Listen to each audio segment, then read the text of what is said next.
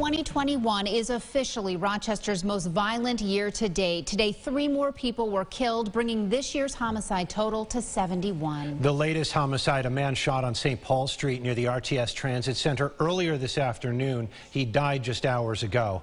Officers responded to the area just after 1, and they found the victim, a man in his 20s, beaten and with a gunshot wound to his upper body. Police say this was not a random act. Rochester police are also investigating after a double homicide that took place overnight.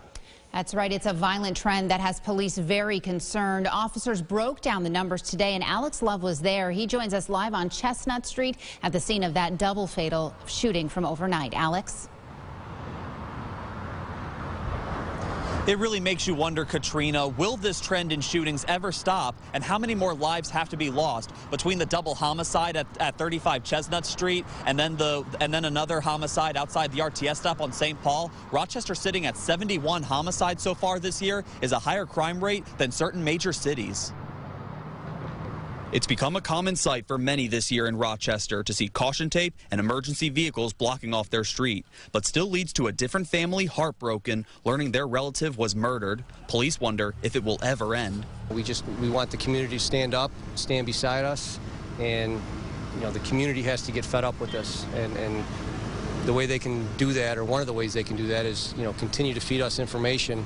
Oftentimes, local authorities point to this trend not uncommon nationwide. But now that Rochester sits at 71 homicides, our 2021 murder rates are higher than Buffalo with 60, despite having over 67,000 more people in their population. And when you measure by per capita, we're also higher in murder rates than Chicago, who sits at 25.67 killings per 100,000 people, while Rochester comes out to 33.12. Because a lot of the reforms that went into place, nobody in law enforcement is surprised that we have a record number of homicides.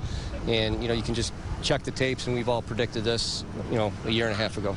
The same goes when you measure homicides per capita in New York City and Syracuse, coming out lower than Rochester.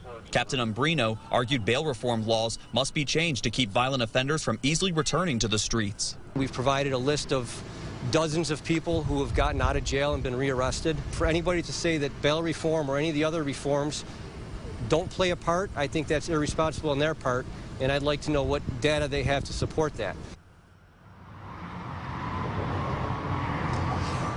We did speak to criminal justice educators who did say a key factor in measuring crime rate is when cities do have a difference in population, but they said per capita it is a fair statement to say Rochester now has a higher crime rate than certain major cities, especially this time of the year when we still have another 7 weeks left in 2021.